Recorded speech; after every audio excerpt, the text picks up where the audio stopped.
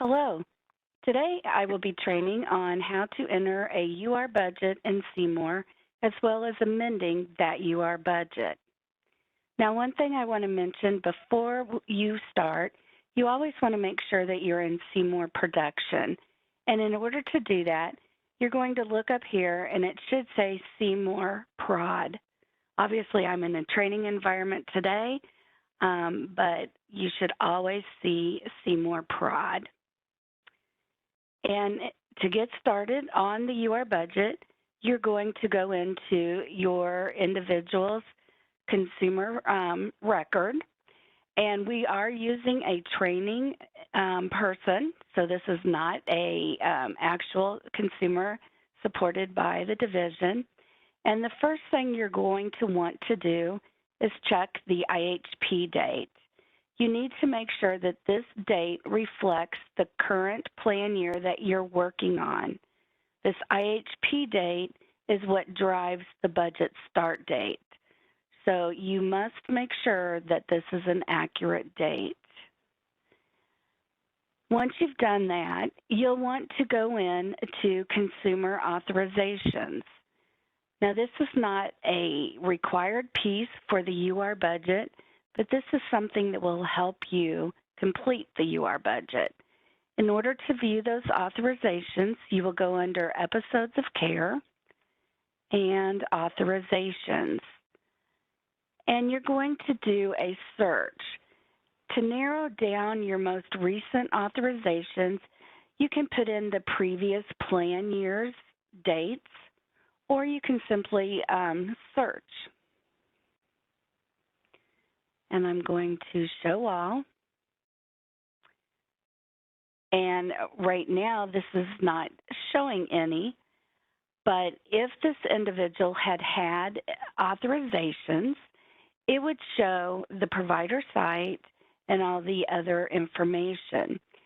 A couple notes on this. The provider site, while it may not seem important because you know which provider you're going to be authorizing, it's important to look at that provider site because a provider may have numerous site locations, and you want to confirm that you are selecting the correct site.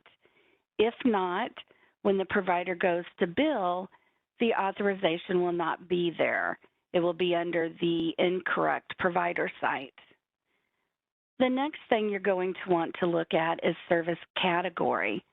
This explains or details what group of procedure codes are going to drop down for you to select from.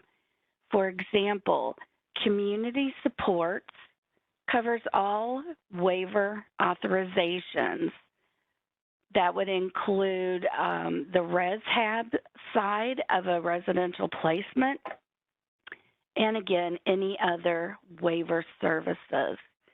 The procedure code is just that. It is going to tell you what code, and there are tons of procedure codes out there.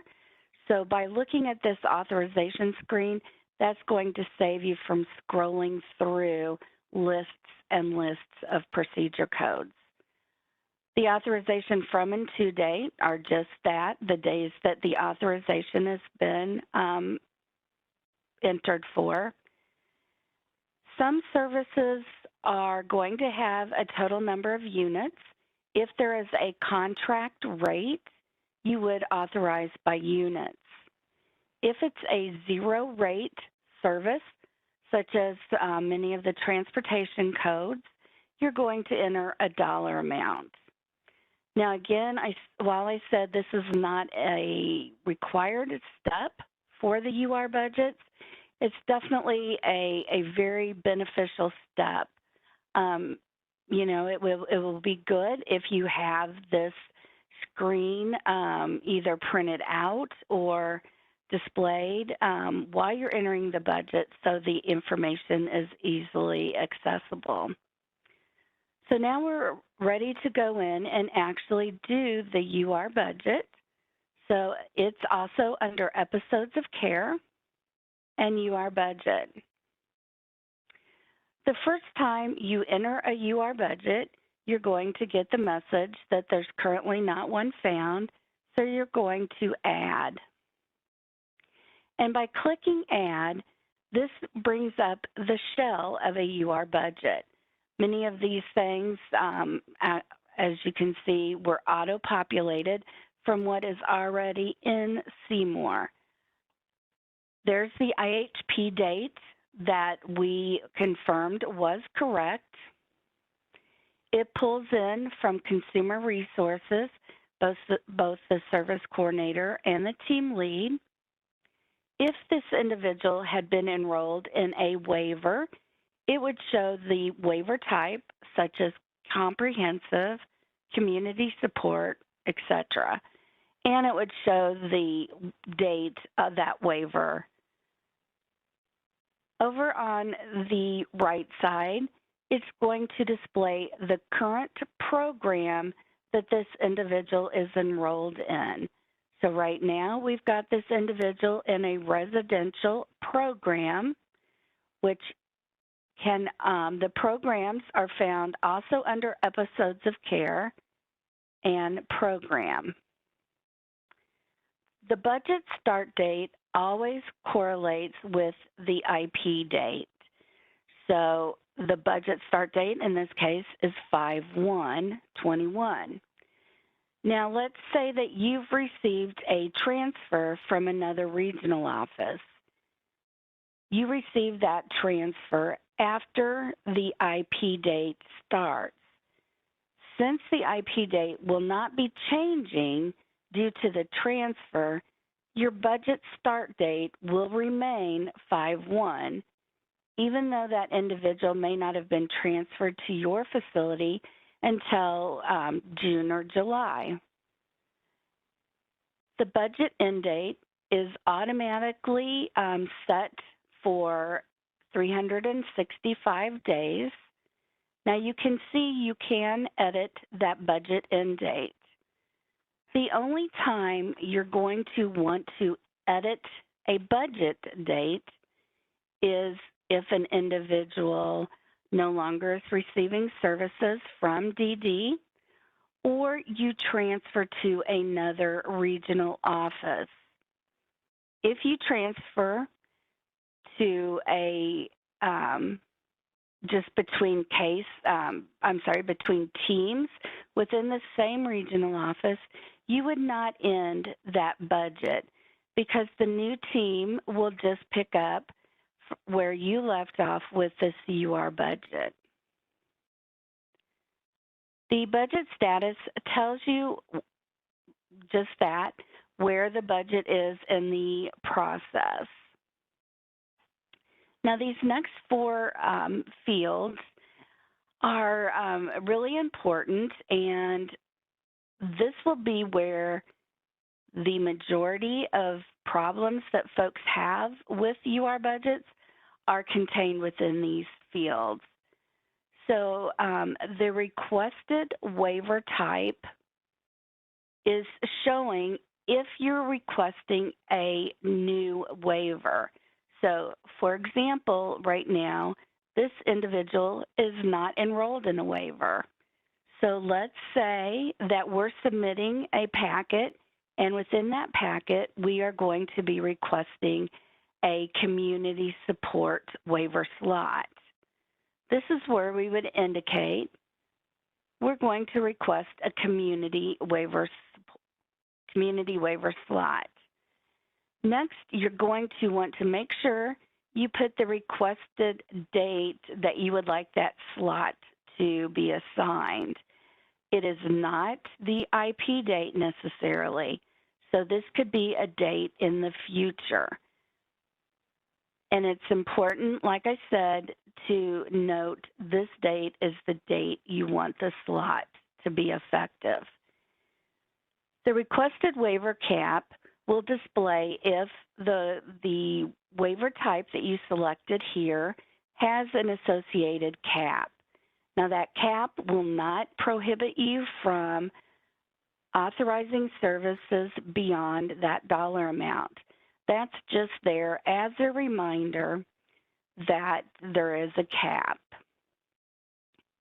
The next two fields are the same as above. This is where you're going to say, hey, I'm requesting the program to be changed to, and you select whatever you're wanting to change the program to. So I'm going to select community supports, and I'm going to put in the date that I want that program to be assigned. Now, it's really important that you communicate with the regional offices on this so they can make sure that the program is changed and matches the date you put here.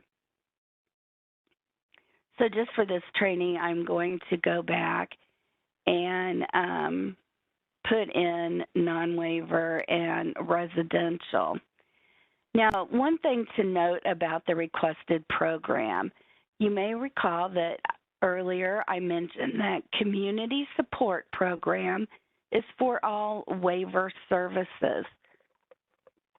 When an individual is in residential placement, they have both non-waiver services and waiver services. For a residential placement individual, you would use the program of residential. But then when you go in to authorize the waiver portion of that individual's plan, you would select the service category of community supports. So you want to remember that there is a difference between the program and the service category. Next, we're going to skip down on the budget to the non-DMH services. This is not a required field to be completed. However, it is nice to include if you know outside services. That way, the UR budget will represent the entire service package that this individual is receiving. Anything entered under the non-DMH services will not be included in the UR budget total. In order to add a service, you simply click the Add button, and this is where you're going to type in the amount of support. So let's say this person is receiving $100 from the local SB 40 board,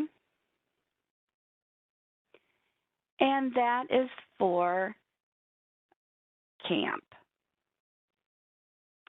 You're going to add. And there it displays what you had typed in. You can go in and edit that. Let's say you found out that they're going to be providing $150.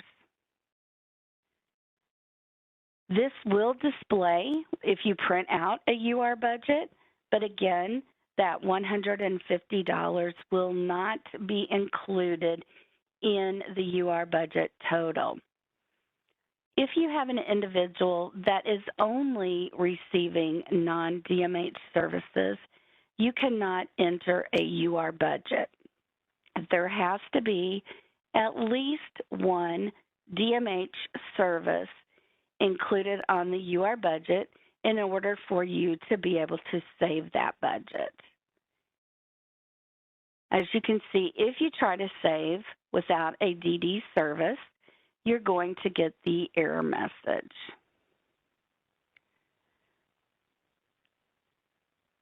So we've covered the non-DMH services, so let's jump right into the DMH services.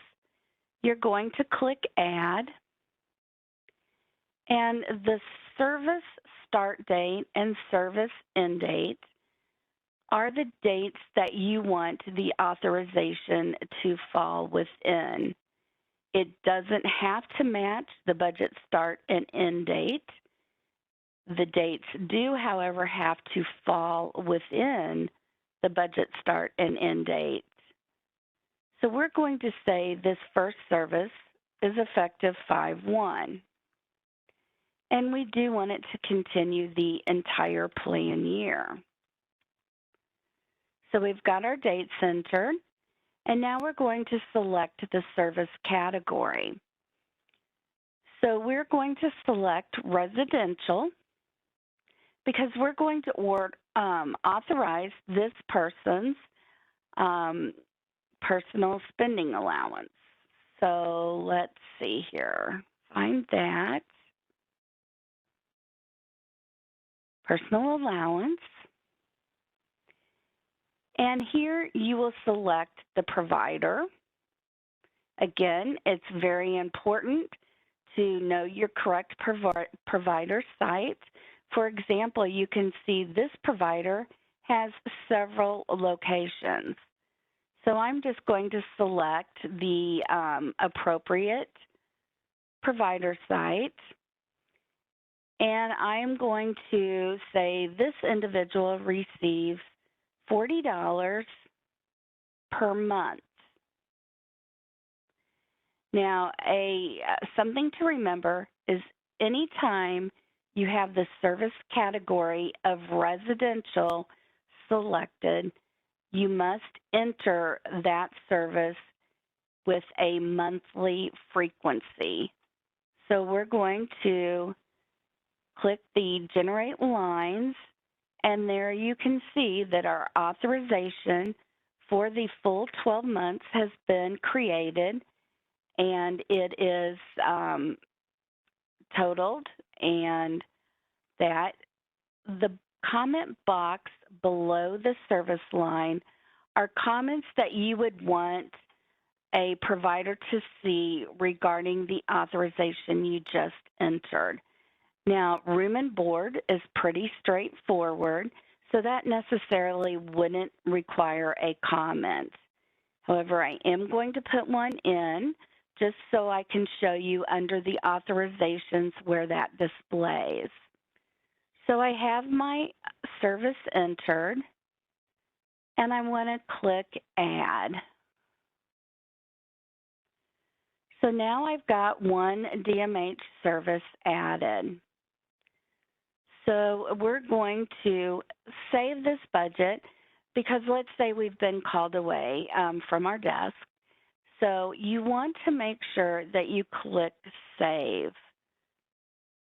You're going to want to click Save even if you have to navigate to a different tab within Seymour. If you do not click Save, your budget that you had created will not be saved.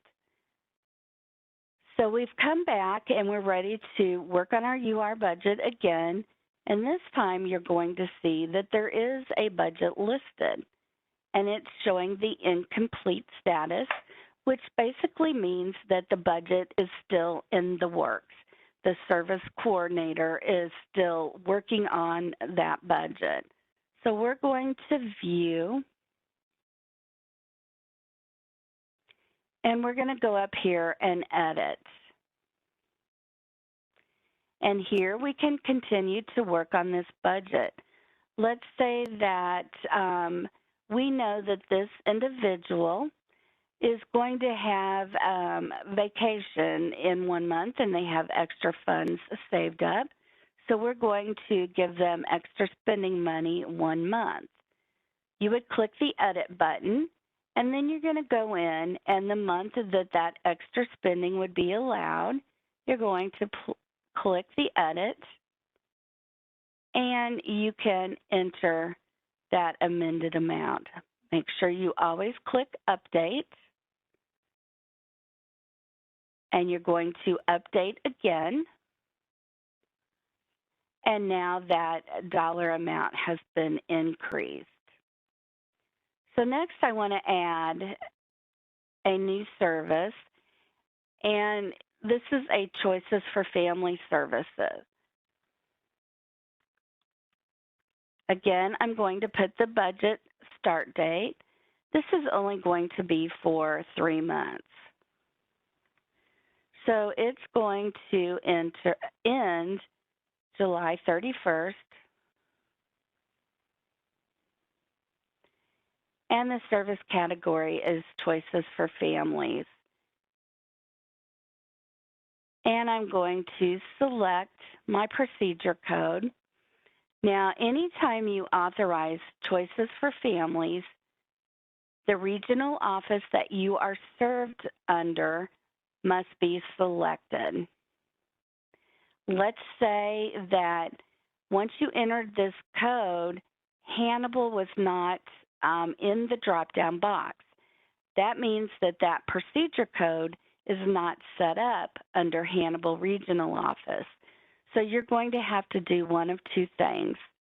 You will either select a new procedure code that is under Hannibal, or you will need to contact the, in this case, Hannibal office and ask them to add that procedure code to their contract for choices for families. But the most important thing to remember is the provider site has to be the regional office you are served under. So this time I'm going to enter $200, and my frequency is going to be time period. You enter a time period when you don't necessarily need to authorize that they're only going to receive $100 this month and $100 the next month. This is basically saying you've got $200 to spend between May 1st and July 31st. So I'm going to generate line, and again, you're going to see the from and to date, whereas on the last authorization that we completed, we saw each month listed individually. So I'm going to add, and let's say at this point, we believe that our UR budget is complete. The comment box up here at the header of the UR budget kind of is a summary of all the services that you've listed below. These comments are very important for a couple of reasons. First of all, it's going to help the UR committee know what you're requesting. And secondly, it's going to help you, it will serve as a reminder in when you're preparing the next year's plan, you may want to recall why you entered a choices authorization. So include any comments in the comment box that will be beneficial to both the reviewer and to you at a later date. Now, if you do print out the UR budget, this comment box does print out. So be mindful of that. The comments that we put under the personal allowance, recall I just typed in test, those comments do not display when you print out the UR budget. So let's say that this is an ongoing services,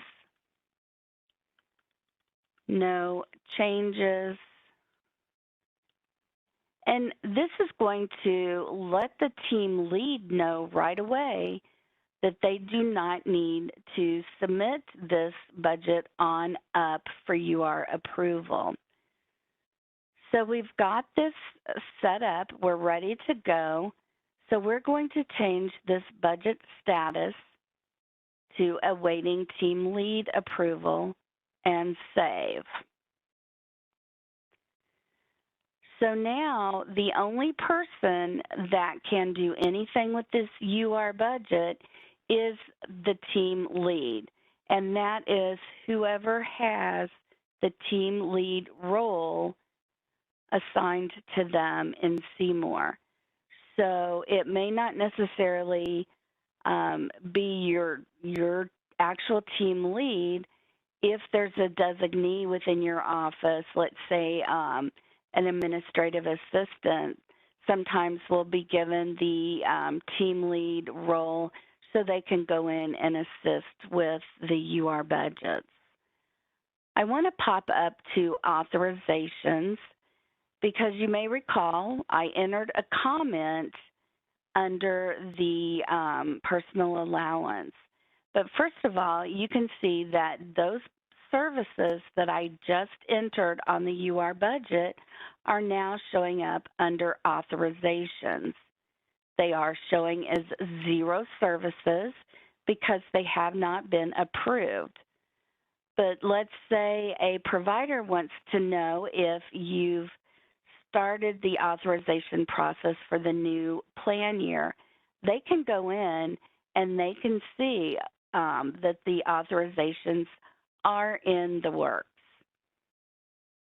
So when I view this authorization, there's the comment that I typed in on the UR budget.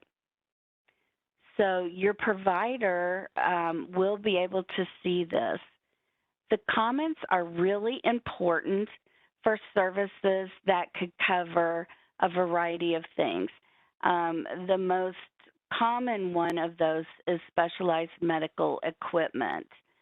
So it's important that you put in those comments what that specialized medical equipment is. For example, depends, size large, latex gloves, size extra large. Just whatever information you can give the provider when they look at that authorization will be beneficial. I'm going to pop back to the UR budget, and I'm the team lead for this case manager, so I'm going to pull up the budget, and I am going to click Budget Review. And this is going to show the budget, and it's going to be highlighted in yellow the services that need approval. So as the team lead, I'm going to go in and edit, and I'm going to approve all of those service lines. Now, let's say one month, I'm not approving for whatever reason. You can go in individually and change that status.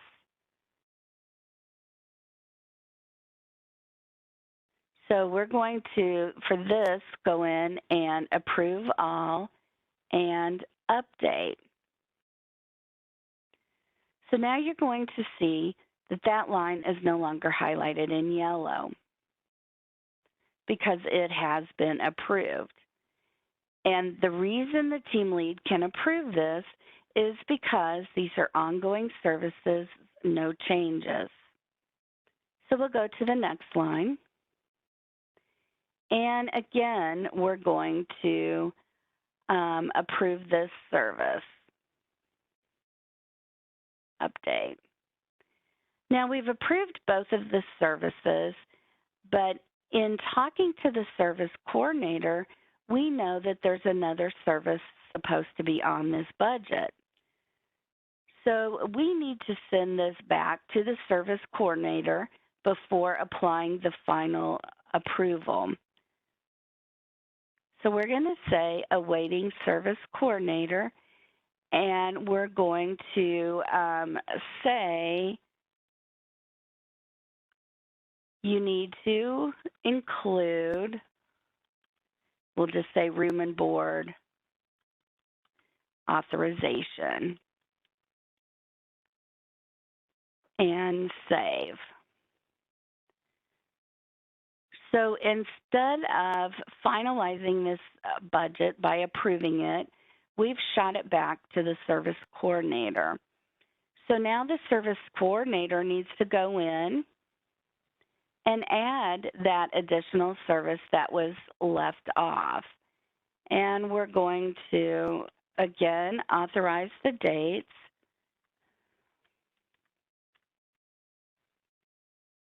And this time we're going to put residential. And I'm just going to select this procedure code. and I'm going to put in the dollar amount. Obviously, I'm not matching what I wrote in the comments by the reviewer to add the room and board, but just for the sake of this training is why I'm just selecting a random code. And I'm going to say that's per time period, and I'm going to add. So I've done what I needed to do, and I'm going to shoot it back to the team lead.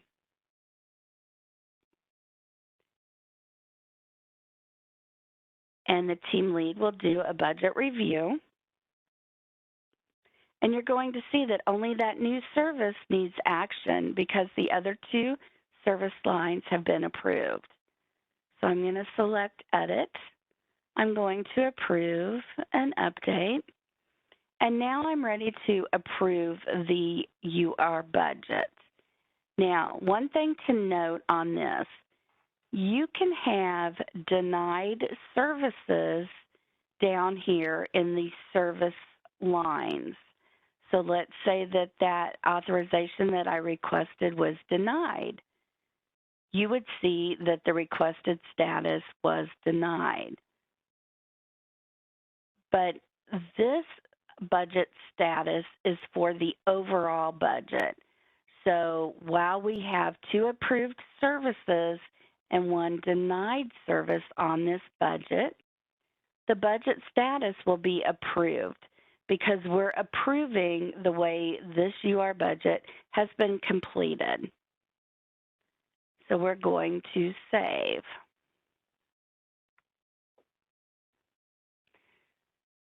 So now the UR budget and the authorizations are complete. So I'm going to get out of here and I'm going to pop up to authorizations again. And now you can see that the dollar amounts have been completed. So the provider can actually go in, and the provider at this time would be able to enter services.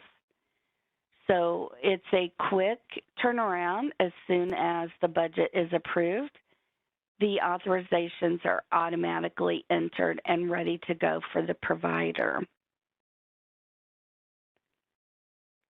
So we're going to go back to the UR budget, and let's say that we need to change this budget for some reason. So we can go in and view, and we're going to amend budget, which basically what that does is creates a copy of the last approved budget, and this is where we can go in and make changes. We can add a new service, or we can amend a service that we've entered. So let's say we want to edit this, and again, we can change the dollar amount. So now we want to request $400. And we're going to put a note in here to let the provider know why we've added additional funding.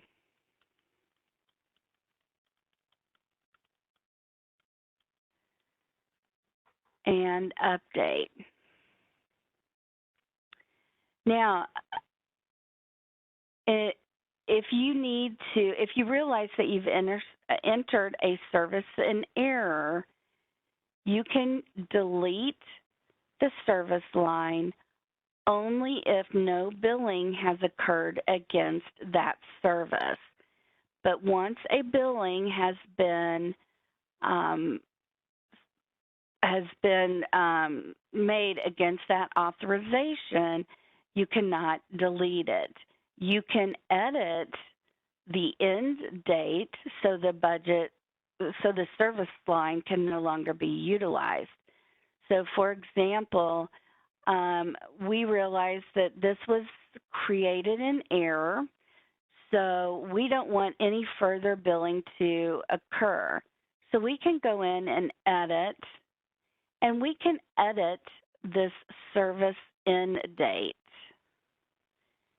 And we can change it to the end of the current month. and update.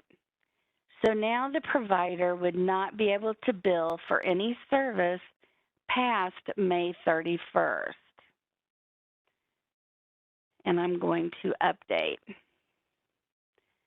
Now, a couple things to note on this. Once you have a service end date saved, you cannot go in and edit that date to a future day. So you cannot extend an authorization. You can shorten the service end date, or you can back it up, but you cannot move it forward.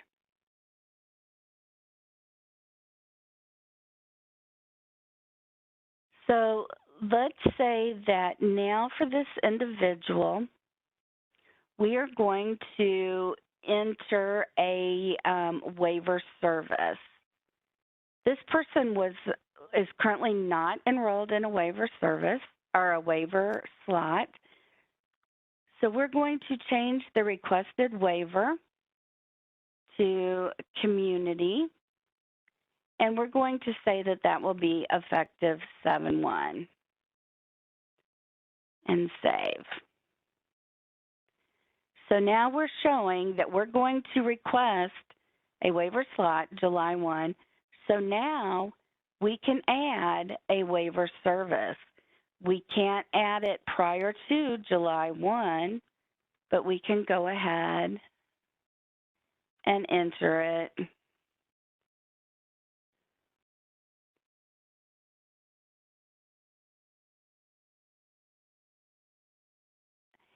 And the reason that I just wanted to show you how to request that waiver slot.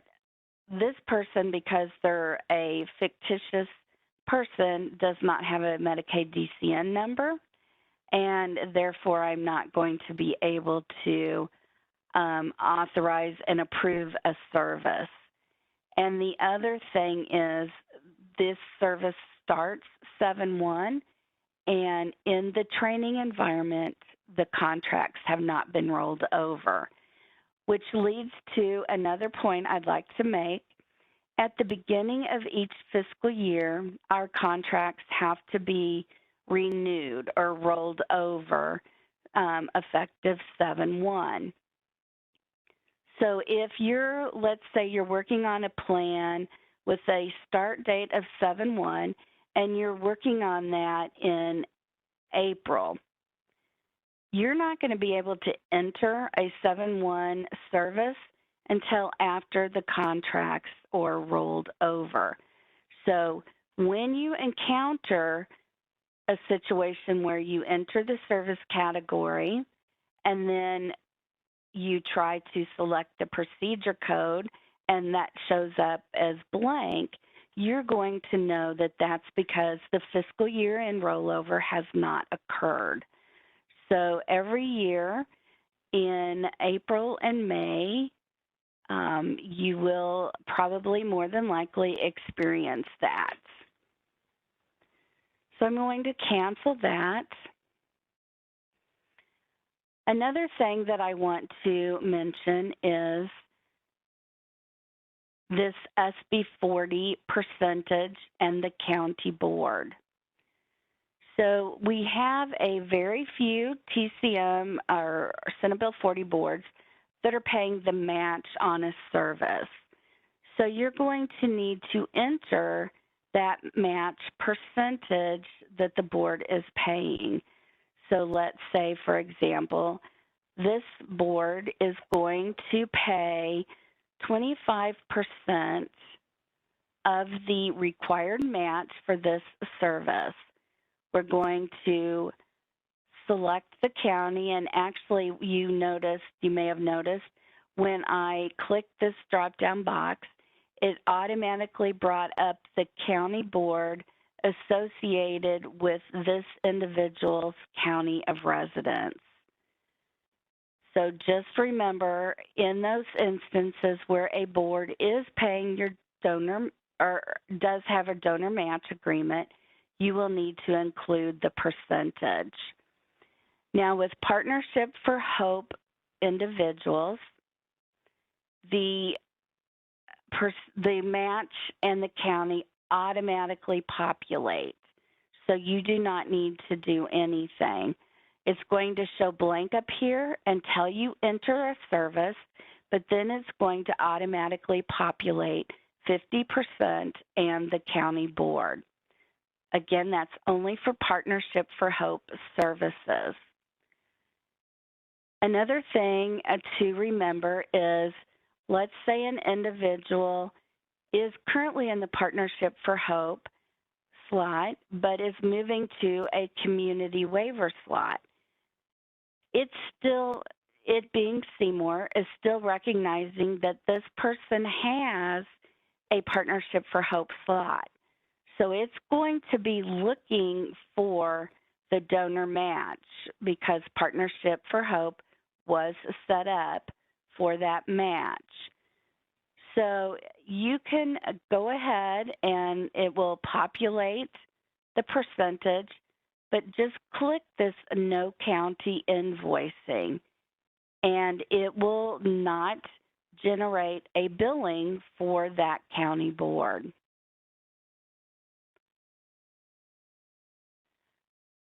If you have an individual that resides in an ISL, the ISL budget must be entered in Seymour prior to entering that service on the UR budget. And if you're entering a ISL budget ResHab authorization and you get a message that there's no ISL budget, you'll need to contact your local regional office.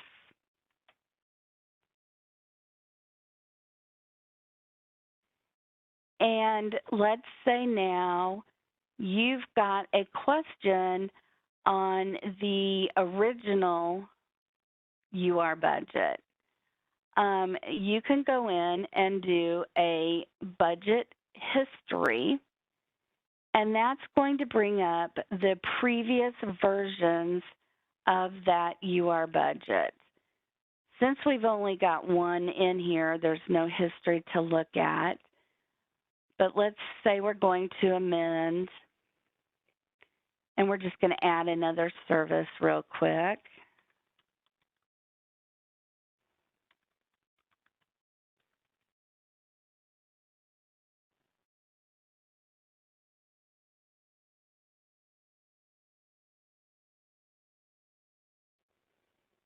And this one you'll notice asks for units instead of dollars. That's because this particular procedure code is set up for units. So we're going to say, let's say 30 units per month. And it's going to pull from the contract information the rate, unit rate, and it's going to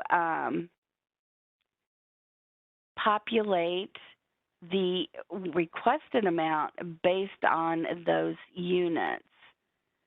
So I'm going to add this service. I'm going to shoot it to my team lead.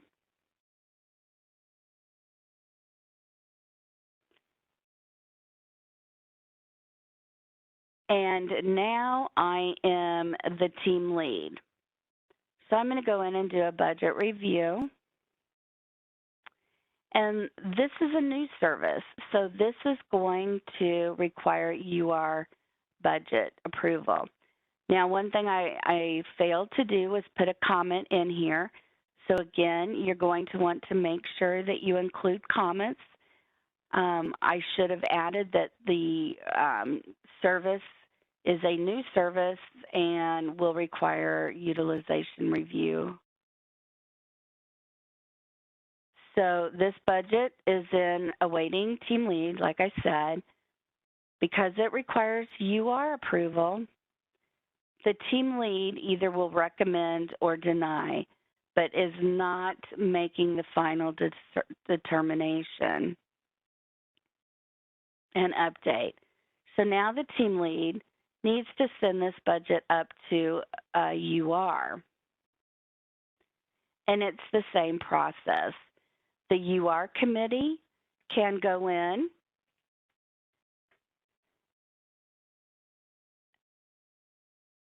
and review that service,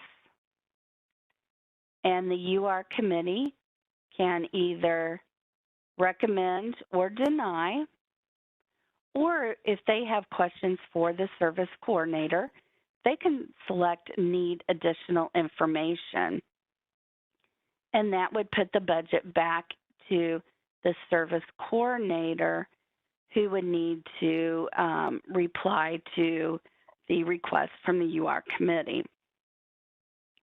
For this training, we're going to go ahead and say UR has recommended, and we're going to change all status and update, and we're going to shoot this to the director for approval.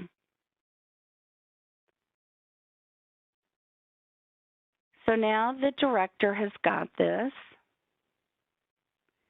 and the director reviews this, and let's say there has been back and forth conversation about this service, and ultimately the director is going to deny this service. Whenever a denial is selected, there has to be a denial reason, and we're going to update. You can see here that I said the service was denied, but I forgot to click the change all. So now it says denied. And so, again, I have denied this one service, but I'm approving the budget as presented. And save.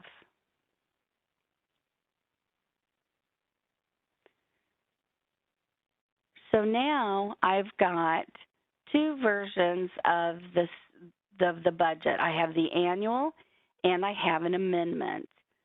So now we can go in, and let's say we had a question about our original budget. We can go in under budget history, and now you can see that we've got the annual and we've got the amendment that we're able to view.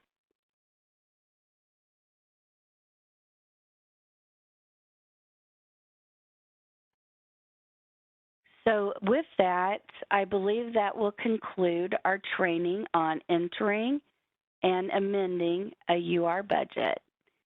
If you have additional questions on this process, please reach out to your local regional office, and they should be able to provide assistance. Thank you.